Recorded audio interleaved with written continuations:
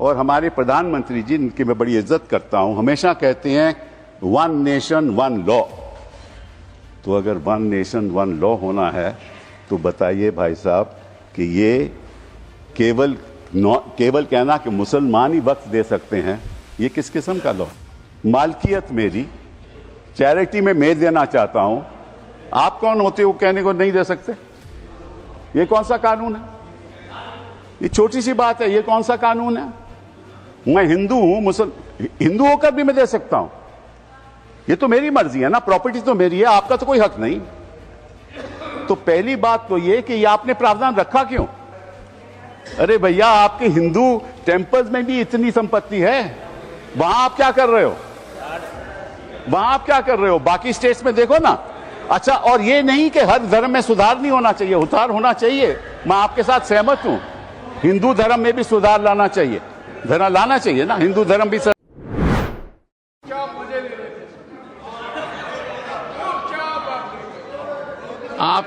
आपकी बात में काफी दम है, मजाक चुपचाप कभी नहीं लेना चाहिए।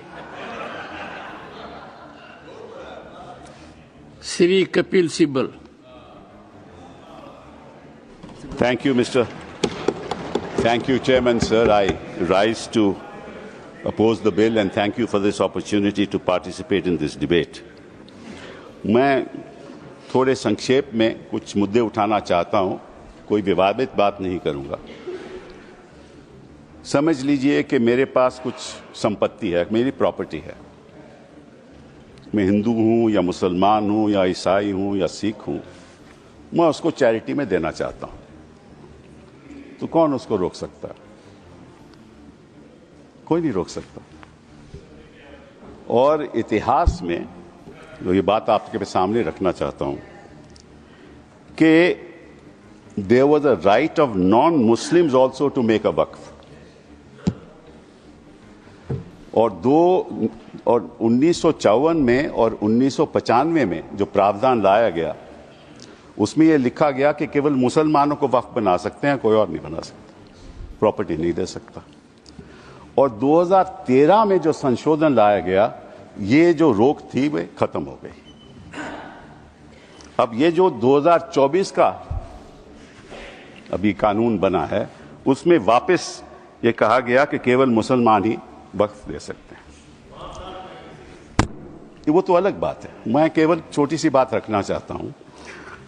मैं as far as the 17th century, and I'll give you a judgment of the Madras High Court, which observed that it is common for the Hindu zamindars to have Muslims in their territories to make Muslim endowments. Similarly, in Arur Singh versus Badr Deen, Lahore High Court upheld the right of a Hindu to make waqf of his property for a Muslim graveyard. After independence, Nagpur High Court upheld the right of a non-Muslim to create waqf. और हमारे प्रधानमंत्री जी, इनकी मैं बड़ी इज्जत करता हूं, हमेशा कहते हैं वन नेशन वन लॉ। तो अगर वन नेशन वन लॉ होना है तो बताइए भाई साहब कि ये केवल कहना कि मुसलमान ही वक्फ दे सकते हैं, ये किस किस्म का लॉ है? ये किस किस्म का लॉ है? और ये भी कहना कि मुसलमान को पहले 5 साल मुसलमान बने, फिर तय करना होगा कि तुम वक्फ दे सकते हो कि नहीं। अरे भाई, प्रॉपर्टी मेरी, मालकियत मेरी, चैरिटी में मैं देना चाहता हूं, आप कौन होते हो कहने को नहीं दे सकते? ये कौन सा कानून है? ये छोटी सी बात है, ये कौन सा कानून है? मैं हिंदू हूं, हिंदू होकर भी मैं दे सकता हूं। ये तो मेरी मर्जी है ना, प्रॉपर्टी तो मेरी है, आपका तो कोई हक नहीं। तो पहली बात तो ये कि ये आपने प्रावधान रखा क्यों? अगर आप वन नेशन वन लॉ की बात करते हो कि सारे धर्मों पे लागू करो, कोई भी दे सकता है। पहली बात ये। दूसरी बात, एक नड्डा साहब ने बड़ी अच्छी कही कि देखिए ये कितनी एकर्स प्रॉपर्टी औकाफ की है, वक्फ की है। मैं उनको बताना चाहता हूं कि there are 32 Waqf boards in this country in different states merely supervise administration of waqf properties in their respective states. But please note kar lijiye Nada ji, total area of Hindu religious institutions in Tamil Nadu, Andhra Pradesh, and Telangana respectively is 4,47,000 in Tamil Nadu, 4,65,000 in Andhra, 87,000 in Telangana, 723 acres with Tirumala Tirupati Devasthanam, and thus it comes to 10 lakh acres only in 4 states.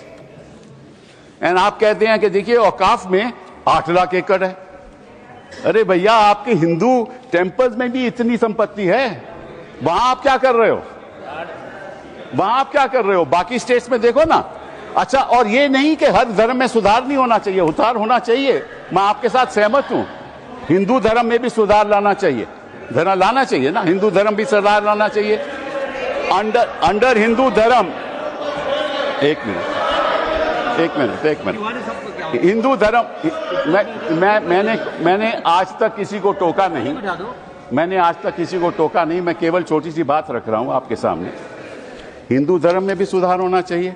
अब हिंदू धर्म के अंतर्गत अगर कोई self acquired property हो तो वह अपने बेटों को दे सकता है, बेटी को नहीं दे सकता। कहता है मैं नहीं दूंगा अपनी बेटी को। इस्लाम में भी है कि भाई को ज्यादा मिलेगा और बेटी को कम मिलेगा, इस्लाम में भी यह है। वहां वक्त से द्वारा सुधार हो सकता है, यहां कोई सुधार नहीं हो सकता। तो आप अगर महिलाओं की बात करते हो तो एक कानून लाओ कि हिंदू लॉ में कोई अपनी सेल्फ एक्वायर्ड प्रॉपर्टी केवल बेटों को नहीं दे सकता, वहां महिलाओं का हक होना चाहिए।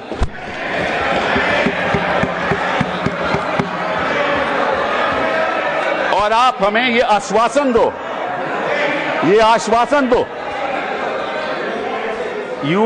you make a commitment in this house that you will bring a law which will protect the right of daughters when they want to give away their self-acquired property. दूसरी बात ये मैं आपके सामने रखना चाहता था। तीसरी बात मैं आपने सामने रखना चाहता हूं। आपने कहा, और ये बात आपको वैसे जाननी चाहिए, शायद मालूम नहीं आपको बताया या नहीं, लेकिन ये जो बोर्ड है ये एक स्टैट्यूटरी बोर्ड है, पहले भी था। इसमें कोई नॉमिनेट नहीं होता था। मैं आपको बताता हूं क्या वो स्टैट्यूटरी बोर्ड था। Most nominees were of the government, पहले भी। MPs are there, judges of Supreme Court, High Court, civil servants were there, and the chief executive officer of the board is a civil servant. Government can give directives to the board and even supersede it. Tribunal members are nominated by the government. ये तो पहले स्थिति थी। तो अगर सरकारी यहां नियुक्ति थी तो गलत कौन काम कर रहा था? आपने उसको क्यों सुपरसीड किया? सब नॉमिनी क्यों अपने रखवा लिए? अरे भैया, पहले भी तो स्टैट्यूटरी बोर्ड था, तो आपने प्रावधान क्यों लाया? ये अगर कोई गलती हो रही थी तो मुतवल्ली से हो रही थी। होता क्या था कि मुतवल्ली इसी वक्फ में अब डील कर लेता था और उसकी वजह से ये मिसमैनेजमेंट होती थी। आपको उसको ठीक करना चाहिए था। हम भी आपके साथ हैं।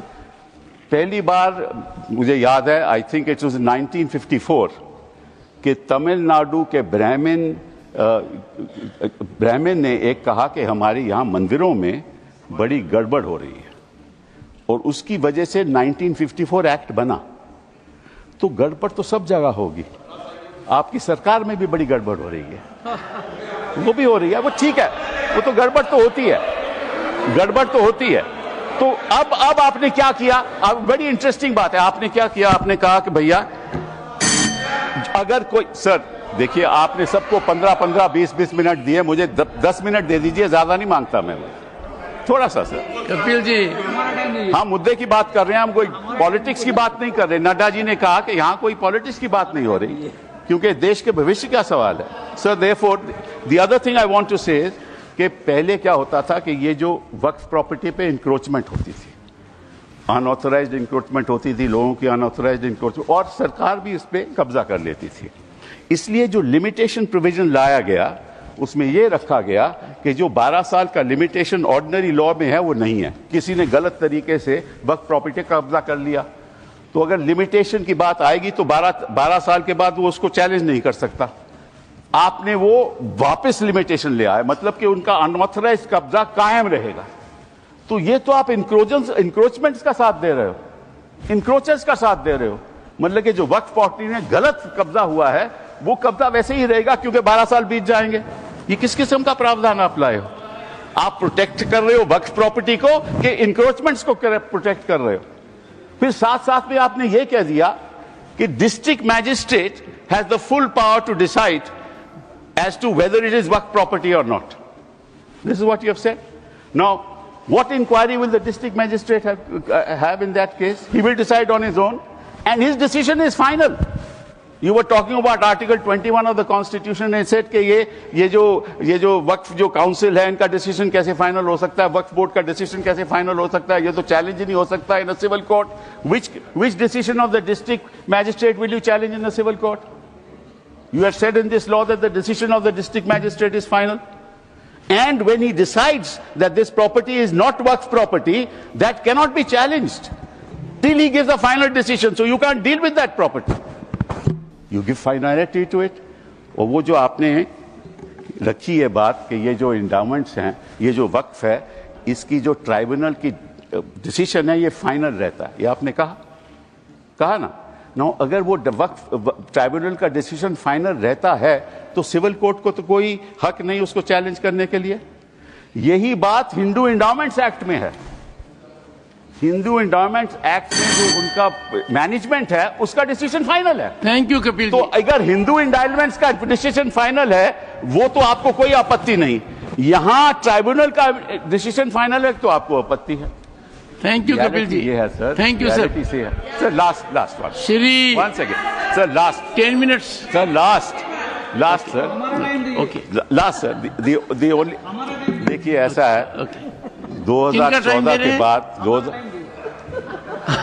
आपके पास टाइम बचा ही नहीं है संजय जी.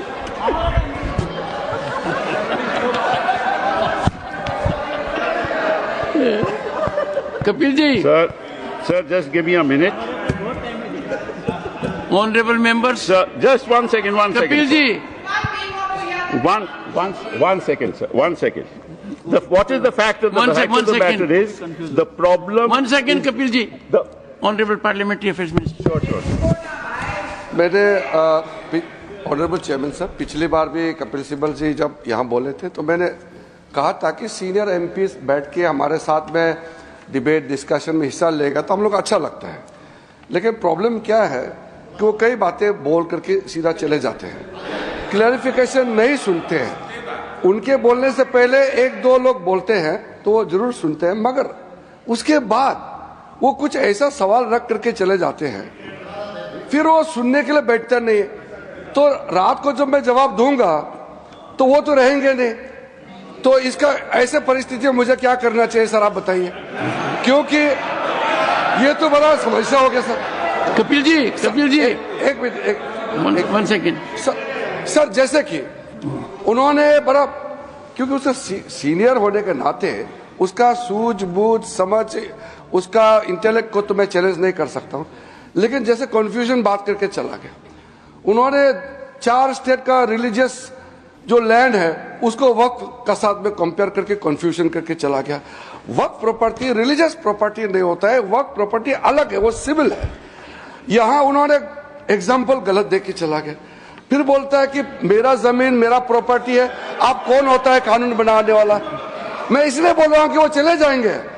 वो सर नहीं, डॉक्टर अभिषेक सिंह भी चले गए हैं. अभिषेक जी तो चले गए, अब मैं क्या करूं, रोक नहीं सकते सर. वापस आएंगे क्योंकि विप है. Because of whip he will come वापस सर. तो जैसे कि सर मैं इसलिए बोल रहा हूं चेयरमैन सर, जैसे कि उन्होंने कहा कि जमीन मेरा है, तुम कौन होता है कानून बनाने वाला? तो जब कोई ट्रस्ट बनाता है तो ट्रस्ट को कौन चलाते हैं, उसका निगरानी कौन करता है? Charity commissioner. तो आप बोलेंगे कि मैं हिंदू हूं, मैं हिंदू एक ट्रस्टी हूं, तो चैरिटी कमिश्नर में तुम मुस्लिम नहीं आ सकते हो, क्रिश्चियन नहीं आ सकते. ऐसे हो सकता है कि इस देश में देश कानून से चलता है. आप बोलते हैं मेरा मर्जी होगा, इसका मतलब क्या एक मिनिस्ट्री मुसलमानों के लिए अलग मिनिस्ट्री बनाना है और हिंदुओं के लिए अलग मिनिस्ट्री डिपार्टमेंट खोलना है? आप कैसे बात करके जा रहे हैं इतने सीनियर होते हुए? आप इस तरह का देश में एक कानून सबके लिए चलेगा, तो ये देश के लिए अच्छा होता है। इस मैं डिटेल में जवाब दे सकता हूं, मगर ये मेरा रिप्लाई का टाइम नहीं है। लेकिन आप चले जाएंगे, इसलिए मैंने कहा कि इस तरह का आप बात रख करके चले जाएंगे, बाद में आप रिप्लाई नहीं सुनेंगे, फिर अधूरा हो जाएगा। इसलिए मैं ये कह रहा हूँ। ऑनरेबल फाइनेंस मिनिस्टर, पड़ेगा सर मुझे। आई कम टू यू, मैं भी बीच में एक बार बोलूंगा। I come to you, honourable finance minister. Sir, I'm very sympathetic to Minority Affairs Minister, sir. Every time when finance-related matters also, I face this situation when I stand up to answer earnestly with all the questions being posed to me, concerned members are never there. So at least he had the courage to stand up and seek your permission to say. But there were one or two points on which I want to just give as much of clarification. As much as Minority Affairs Minister says, we are talking to a senior, very senior legal luminary. So I'll humbly submit my facts. If I heard him right, Honorable Member, in Tamil Nadu or in Andhra, and he also took the name of the Tirumala Tirupati Devasthanam. In all this, the HRNC is with the government. Government appointed people monitor it, they execute it, they run it. Second, Tirumala Tirupati Devasthanam, the executive officer, is appointed by the government of Andhra Pradesh. The endowment board has people who are appointed by the government of Andhra Pradesh, and the entire system is completely under the government of Andhra Pradesh, sir. So it is not as if, Hindus are not being touched at all, only Muslims are. No. There is a huge, in fact, it has led to a lot of feeling that Hindu pilgrims have started feeling that only our temples are being completely controlled by government and government appointed men. And it is leading to a lot of confusion among the Hindu pilgrims also. It's a matter of concern for all religion. So it is I'm responding to the honorable member who spoke. Anybody who has a comment to make on what I've said are welcome to seek the time from the chair rather than shout me down. And therefore, when I put the facts before, because he did refer to the southern states, the Hindu temples, and also took the name of TTD, the fact is this, sir. Kapil ji. Now Kapil ji. The finance minister, what I said was that yes, you're right, the temples are being managed by the government. So is the Waqf. That is precisely what I said. The statutory appointees are all by government. That is exactly the point I was making. That is exactly the point that I was making. That if the statutory appointees were all of the government, why did you want to bring this amendment in 2024? That's the point. And to you, sir, your answer to you, you said that there are trusts. Yes, there are trusts. But under the Code of Civil Procedure, when there is a trust, the property belongs to the trust. But there's a difference between Awqaf and trust. Awqaf, the land once donated, belongs to God. Please round up. It up. doesn't belong to the trust. Kapil ji, round up now. Sir, it belongs to God. You cannot sell it ever. A trust can sell property. Waqf property cannot be sold. And Waqf property can be donated for religious purposes. It can be donated for shelter homes. It can be donated. Allow me. Don't interrupt now. It can be given for schools. It can be given for schools. It can be given for graveyards. It can be given for the benefit of women, and once given, it can't be taken back, unlike trusts. Thank you. So therefore, there's a difference. Thank you, Kevin. No, sir. One last thing. Only one. Okay. Because sir, they are and I'll come to vote against you. Not to worry, and I listen to you. Now, one last thing, sir. They say we have abolished Waqfs by user. That's what they have said. Now, so there's a Supreme Court judgment that they rely upon. That is the Babri Masjid judgment. Please note. The Honourable Minority Affairs Minister should note paragraph 1134 of the Babri Masjid judgment, which says Waqf by user is an accepted mode of creating a Waqf. Thank you, sir. Thank you. Please honour the judgment that you extol the virtues of to the rest of the country. Honour that judgment. And it says Waqf by user is a matter of evidence.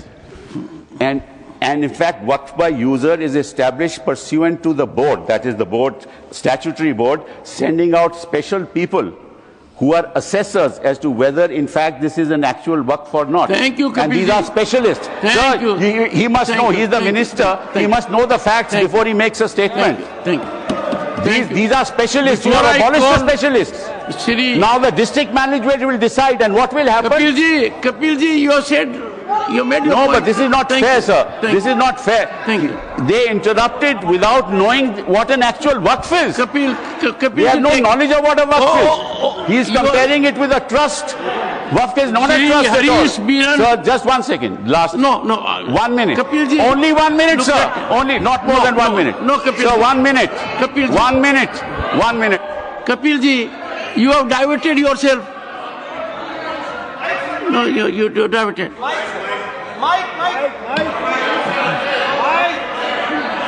No, Kapil ji, it can't. No, your time. Minute, sir.